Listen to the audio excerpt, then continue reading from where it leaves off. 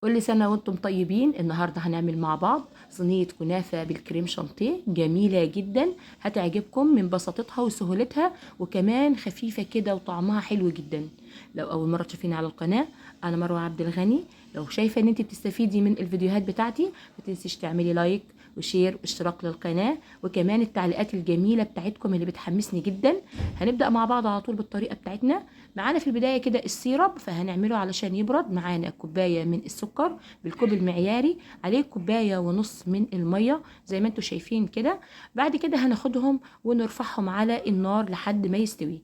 بعد كده هنا هنطلع معانا نص كيلو من الكنافة. الكنافة دي طازة مش في الفريزر، اما لو موجودة في الفريزر تطلعيها قبل ما تشتغلي بنص ساعة بحيث ان هي تفك منك، وما تقطعيهاش بالكبة، هتقطعيها بايدك، لان النهارده انا حابه ان الفتله بتاعتها او الشريطه بتاعتها يعني تطلع معانا وسط، ما تبقاش ناعمه زي البودره، هتبقى بالشكل اللي انتوا شايفينه ده. الكميه كلها اللهم بارك طالعه حلوه كده لانها طازه طبعا، حلوه وناعمه وجميله. هنجيب صينيتين، الصينيتين دول لازم يكونوا مقاس بعض.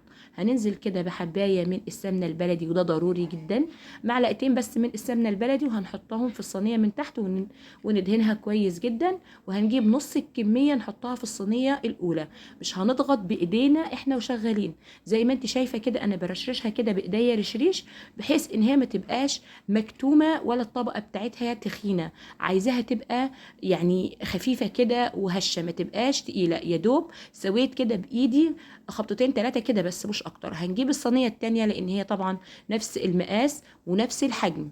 هنجيب رشه من السمنه البلدي، وبعد كده هندهنها بالشكل اللي انتوا شايفينه ده، معلقتين، ومش هنحط سمنه تاني ولا اي سكر ولا اي حاجه. الشكل اللي انتوا شايفينه ده هنعمله كده بالظبط، مش اكتر من كده. هنحاول ان احنا نسويها بايدينا التسويه، ما تضغطيش بايديكي زي ما انت شايفه، يا دوب ان انا بس بطبطب كده عليها بحنيه، مش اكتر من كده. بعد كده هندخلها على طول على الفرن علشان مش هتاخد معانا وقت. نشوف بقى السيرب بتاعنا خلاص، بمجرد ما بيعمل حواليه الفقاقيع اللي انتوا شايفينها دي، بنعصر نص ليمونه ونسيبها 5 دقايق، وبعد كده بننزلها تبرد لان احنا عايزينها تكون النهارده بارده ما تكونش سخنه. بعد كده هنشوف بقى الحشوه بتاعتنا السهله الجميله. معانا هنا كوبايه بالكوب المعياري من الكريم شانتيه، عليه نص كوبايه من الحليب الساقع، ولازم يكون ساقع. بعد كده انا حاولت ان انا اضربه في البوله اللي مفتوحه فمش هتنفع، هحطها في العلبه الصغيره. وما ننساش نحط نص كوبايه سكر بودر، لان ده خام مش مسكر، يعني اللي هو بيتباع بالكيلو. بعد كده هنضربهم كويس جدا لحد الحجم بتاعها ما يتضاعف معانا بالشكل اللي انتوا شايفينه ده.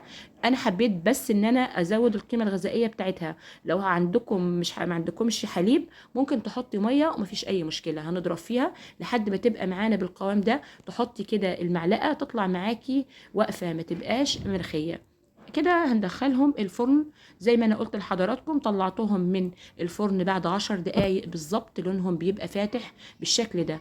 طبعا في اللحظة دي بتكون الكنافة سخنة والسيرب برد، فهنحط على طول.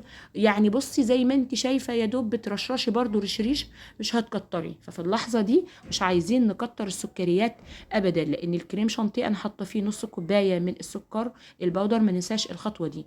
طبعا زي ما انتم شايفين انا هبتدي ان انا اساوي الكريم شانتيه في كل الكنافه بتاعتنا اللي هي الطبقه الاولى.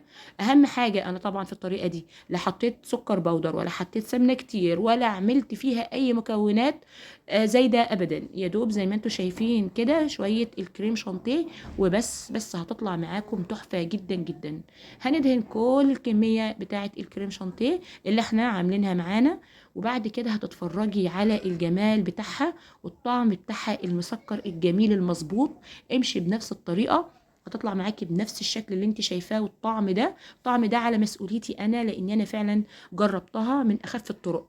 هتجيبي بقى الصينيه التانية وتنزلي بيها على الطبقه بتاعه الكريم شانتيه، وتسويها برضو بايديكي تسويه بسيطه، ما تضغطيش. زي ما انت شايفه باقي السيرب هنحط الكمية اللي متبقية من السيرب على الوش زي ما انت شايفة كده. فأكتر من كده مفيش أجمل من كده ولا الهوا. بعد كده هنبتدي بقى ان احنا بعد ما شفنا الجمال ده هنزينها بالمكسرات بتاعتنا الاقتصادية، اللي هي عبارة عن جوز هند وزبيب وفول سوداني. يا دوب بترشرشيهم برضو بشكل عشوائي زي ما انت شايفة كده، علشان تبقى متوزعة على الصينية كلها.